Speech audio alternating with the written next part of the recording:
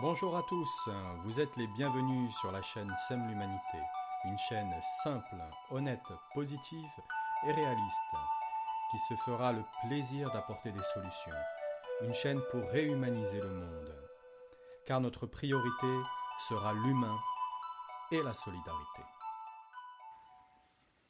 Bonjour, Sème l'Humanité, me revoilà, Pascal.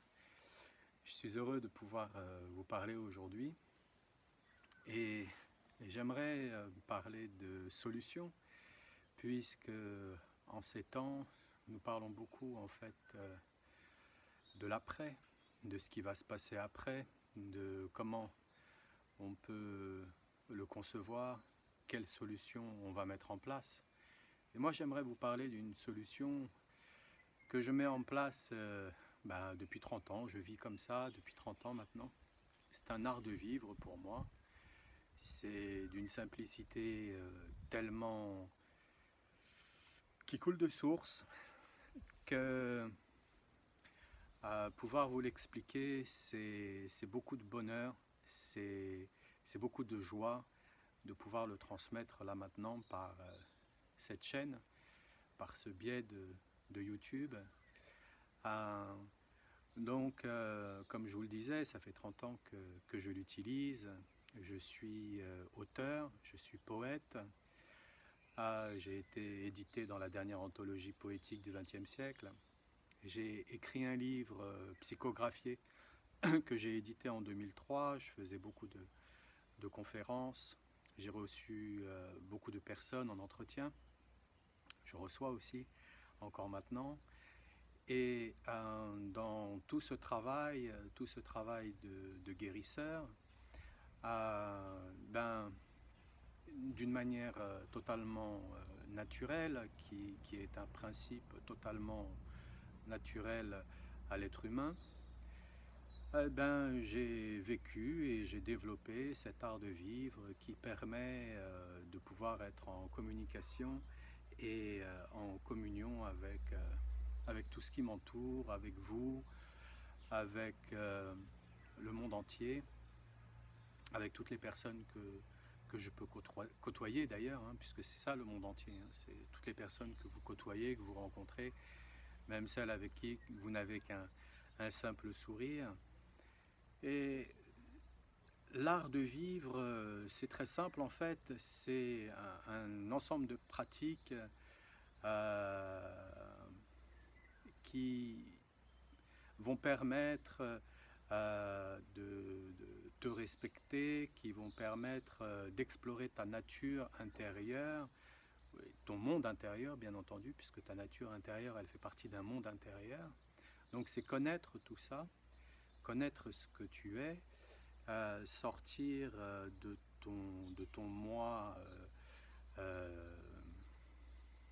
confiné quelque part, ton moi différentiel, celui qui te fait croire que toi tu es un homme, toi tu es une femme, qui te fait croire que toi tu es un homme, toi tu es un autre homme, etc., etc., qui te fait voir les choses comme étant à l'extérieur de toi. Et ça permet justement de rentrer plus dans son moi déconfiné, j'ai envie de dire, son moi qui est sorti de cet ego dont on parle un peu trop souvent là maintenant depuis pas mal de temps. Et donc sans parler d'ego, sans parler de toutes ces choses-là, c'est apprendre à te découvrir, apprendre à approfondir le lien avec soi-même, parce que la vie, elle est une aventure et que à toi de devenir un aventurier de ta propre vie intérieure, un explorateur, explorer, savoir reconnaître, savoir ressentir, utiliser son intuition. Et puis au final de tout ça, tu te connais toi-même.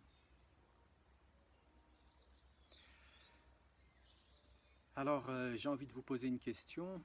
Avez-vous donné un sens à votre vie, autre que le matériel, bien entendu? Avez-vous donné un sens à votre vie, puisque c'est ce qui est mis en jeu dans cette vie réelle, hein, puisqu'on voit tellement de gens qui peuvent penser avoir beaucoup de matériel, mais qui finalement restent très tristes dans toute leur existence, quoi.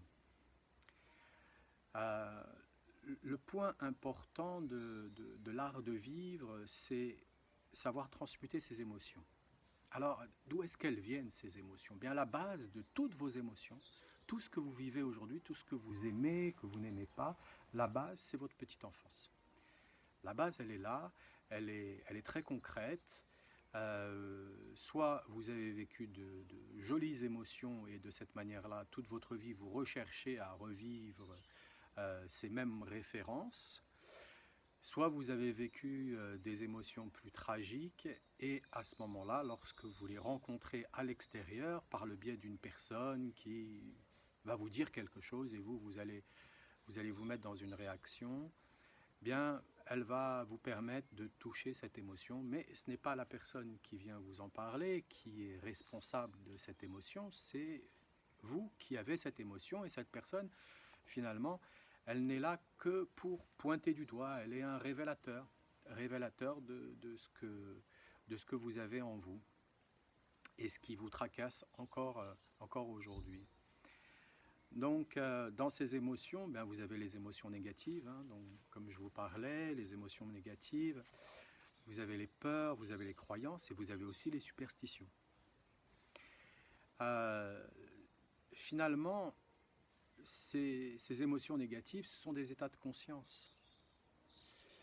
Des états de conscience qui, lorsque vous avez peur, lorsque vous êtes limité par une idéologie ou par un dogme ou par une croyance, vont en venir au fait que vous allez aussi vous poser la question inconsciemment, c'est est-ce que j'en suis capable ? Ou est-ce que je le mérite finalement? Est-ce que je mérite d'avoir ça? Est-ce que je mérite le bonheur? Est-ce que je mérite la santé? Est-ce que je mérite la vivacité? Est-ce que je mérite l'amour? Est-ce que vous vous autorisez déjà à le vivre? Alors certaines personnes diraient oui, bah oui, bien sûr, je m'autorise à le vivre.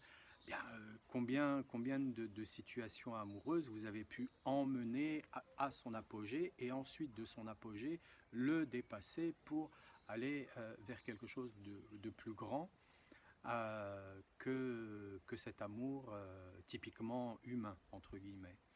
Hein.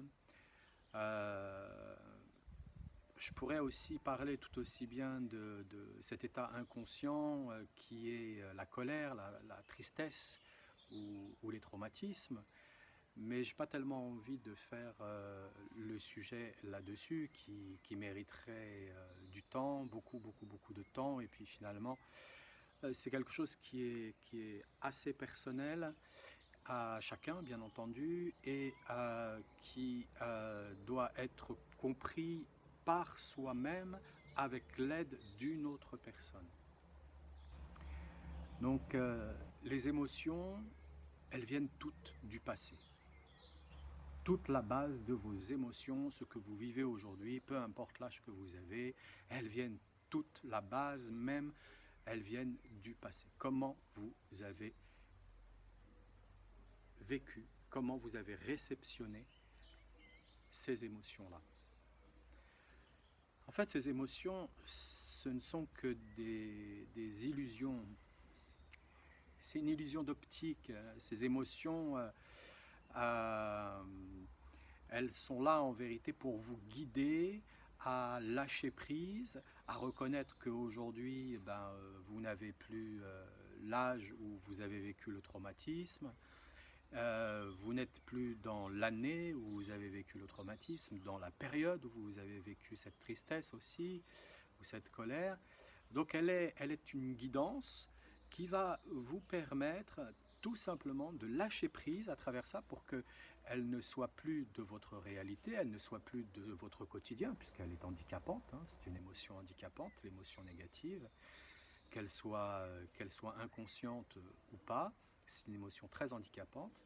Donc cette émotion-là, qui est très handicapante dans votre quotidien, elle ne vous permet pas d'obtenir ce que vous voulez avoir, ce que vous désirez vraiment au fond de vous-même, et elle ne vous permet pas non plus de vous reconnaître comme étant capable d'obtenir ce que vous désirez réellement. Les désirs, vous me direz, on pourrait en parler aussi, on pourrait vraiment les développer. Il y a toute forme de désir.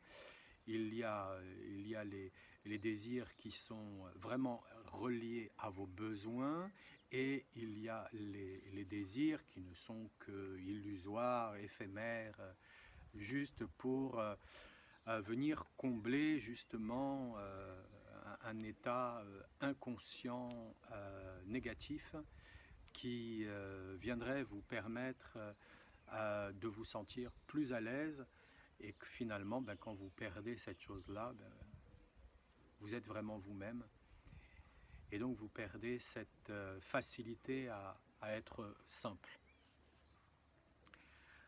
Donc, pour vous donner un petit aperçu, une possibilité, c'est de commencer à identifier l'émotion et de reconnaître son origine. D'où est-ce qu'elle vient, cette émotion? Est-ce qu'elle vient de la personne avec qui je viens de parler et je me suis disputé? Est-ce qu'elle vient de la situation qui vient de m'arriver? Elle vient d'où? Elle vient d'où réellement? Est-ce que ce réel n'est pas justement là, présent, pour vous détourner de son origine, qui est bien plus profonde encore, puisqu'elle se trouve dans les profondeurs inconscientes, c'est-à-dire au centre même de votre inconscient, le cœur de l'inconscient. Elle se trouve à cet endroit-là. Et donc c'est déjà commencer à reconnaître d'où vient son origine, et puis ensuite c'est de la lâcher sans lui donner de l'importance, en étant sûr et certain que ça passe comme un nuage. Ça passe comme un nuage, exactement comme le soleil vient après la pluie. Ça passe. Vous laissez monter cette émotion tout en la regardant. Ne cherchez pas à l'exprimer. Si c'est trop difficile, exprimez-la, et ensuite recommencez encore et encore, puisque de toutes les façons, ça ne sera pas fait pour la plupart en une seule fois.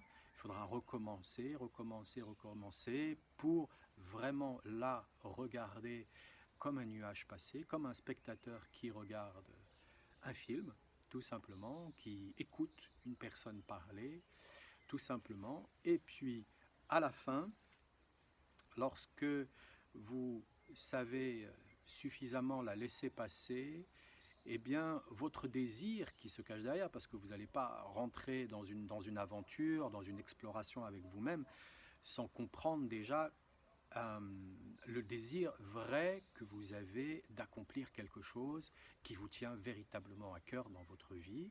Et ce désir, lui, eh bien, lorsque vous l'avez, vous pouvez explorer votre partie inconsciente, votre drame personnel, vous pouvez l'explorer et commencer à le lâcher. Plus vous allez lâcher, plus vous allez être dans un état de spectateur, plus ce désir, lui, va commencer à prendre de la place, plus vous allez vous octroyer ce temps dans votre quotidien à laisser ce désir prendre cette place, plus vous allez être chargé de ce désir.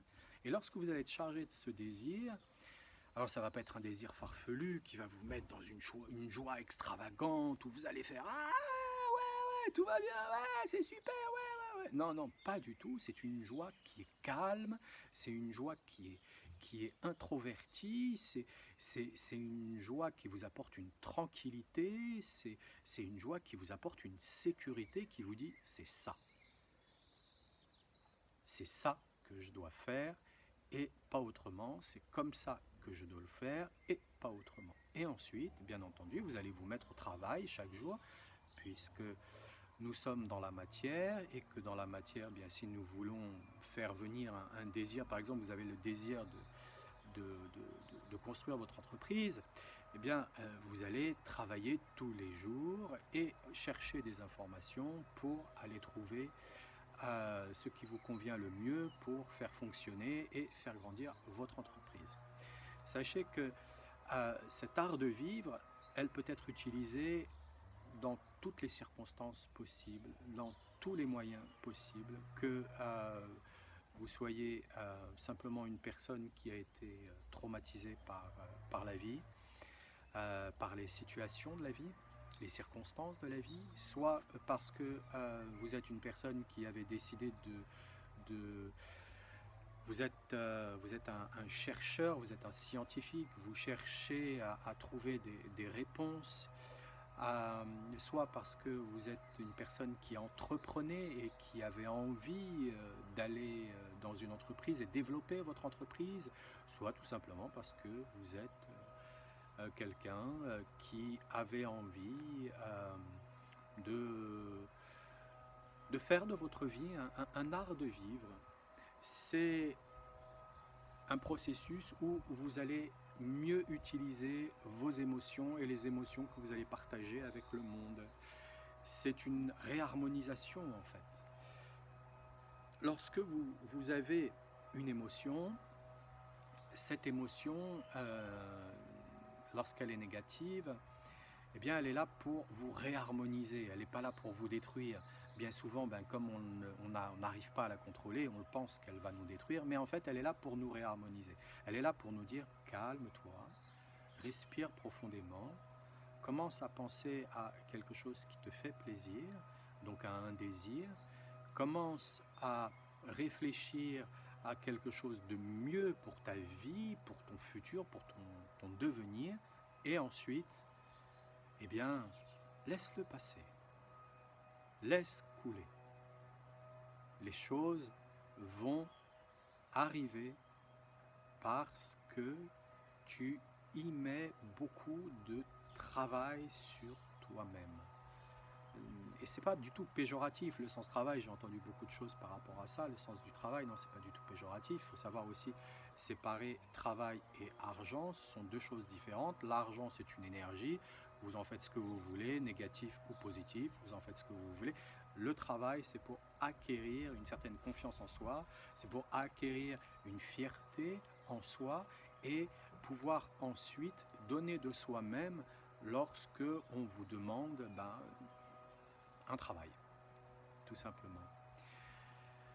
Plus vous serez témoin de vos émotions, plus elles vont vous guider vers la porte intérieure de votre soi.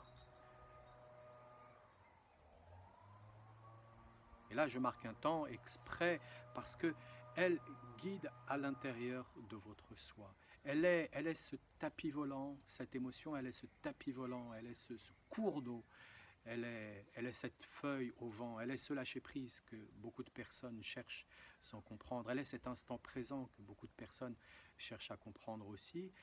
Elle est cette réharmonisation qui nous permet de revenir au centre de nous-mêmes. Et dans ce centre de nous-mêmes, vous allez me dire qu'est-ce que je vais y trouver? Vous allez y trouver votre intuition. Vous allez y trouver ce que vous pouvez appeler votre guérisseur. Vous allez y trouver ce que vous pouvez appeler aussi votre guide spirituel. Vous allez y trouver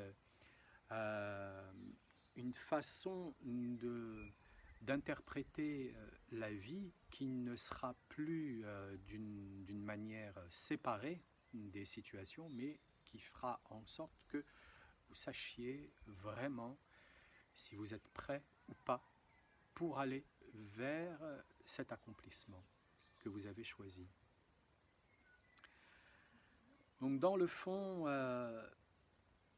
nous savons ce qui est bon pour nous. Cette intuition, elle est là parce que dans le fond, nous savons tous ce qui est bon pour nous. Quand une personne elle vient nous parler de quelque chose et que notre intuition est suffisamment développée, on sait que c'est bon ou on sait que ce n'est pas le moment, tout simplement. Voilà.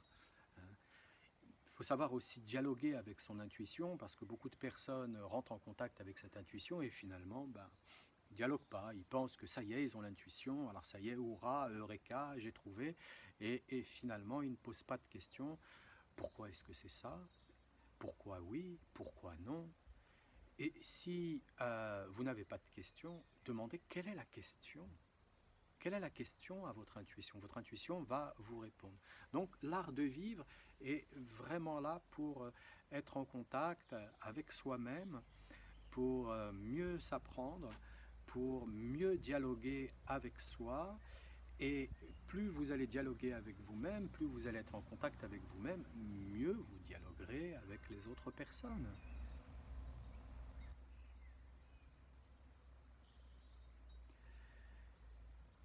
Une intuition qui est valable, c'est une émotion calme et joyeuse. Il y a une sécurité, vous avez confiance en cette intuition. Elle est valable. C'est comme ça que je note si mes intuitions sont valables ou pas.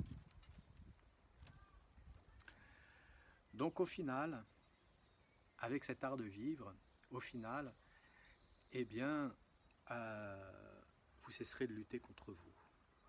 Toute personne qui cesse de lutter contre soi-même cesse de combattre à l'extérieur.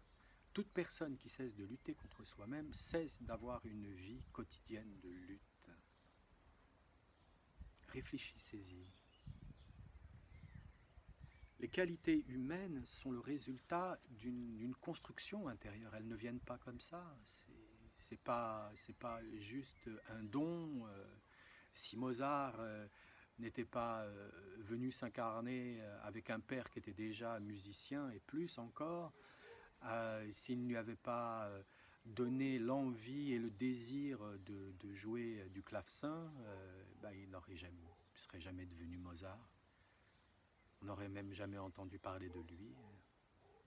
Donc vraiment laisser monter le désir en soi, vraiment en laissant monter ce désir en soi qui est bon pour nous, qui est bon pour les autres, un vrai désir, non pas un désir sexuel, non pas un désir d'appétit ou un désir matériel, un vrai désir constructif qui nous fait nous sentir joyeux et calmes.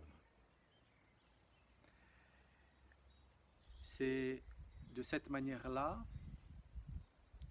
que la guérison progressive de l'inconscient et de tous ces traumatismes, de la colère et des croyances, des superstitions aussi qui vont avec, c'est comme cela que vous allez pouvoir guérir à travers cet art de vivre. C'est penser différemment. C'est se connecter différemment avec la vie plutôt que de se connecter à son smartphone ou à d'autres écrans, c'est se connecter d'une manière différente. Ça ne veut pas dire que vous allez les oublier, puisque regardez, je suis derrière mon téléphone en train de me filmer pour qu'ensuite vous puissiez me voir et m'entendre. Ça ne veut pas dire que vous n'allez pas les utiliser, mais vous allez les utiliser d'une manière différente, vous n'allez plus être esclave de ça. Vous allez être libre avec vous-même. C'est être en contact, je le répète, avec son intuition, c'est être en contact avec son guide intérieur, son être intérieur, sa profonde sagesse. En fait, peu importe comment vous l'appelez, puisque à travers les âges, on lui a donné beaucoup de noms, c'est surtout venu de traduction, soit de la sagesse hindouiste, soit de la sagesse bouddhiste, ou soit des sagesses plus anciennes encore. Et ensuite, ça a été retraduit, et finalement, ça a été très mal traduit pour être très vulgarisé aujourd'hui. Et finalement, beaucoup de personnes s'arrêtant aux mots, bien, on a des difficultés à comprendre. Un art de vivre. Un art de vivre, c'est se construire soi-même et faire en sorte que vous ayez plus de joie, plus de calme, pour que votre intellect fonctionne plus clairement et vous sachiez vous en servir avec plus de force, plus de direction, un art de vivre. Voilà mes amis, c'est tout ce que j'avais à vous dire pour aujourd'hui. Je pourrais en dire bien plus encore, mais logiquement l'antenne, je la garde pour d'autres personnes, donc j'attends toujours que vous puissiez me parler de vous-même aussi et des solutions que vous avez, que tous ensemble on puisse créer de la solidarité. Et j'avais aussi à vous donner un petit message parce que alors je me rapproche pour que vous puissiez bien le voir, dans l'interview précédente que j'ai faite, j'avais cette petite musique qui était derrière pour vous parler. Ça me permet aussi parfois quand je ne suis pas dans la nature comme là maintenant, de pouvoir prendre la parole et puis de penser plus aisément puisque j'aime bien écouter les sons de la nature. Et donc j'avais mis ce petit disque en fond. Je pense que YouTube s'est trompé par rapport à la nature de ce disque qu'il aurait fait. Donc je crois que j'avais mis à ce moment-là, je crois que c'est Henri Gendron qui jouait Orion. Voilà, je crois que c'est ça, c'est Henri Gendron qui jouait Orion.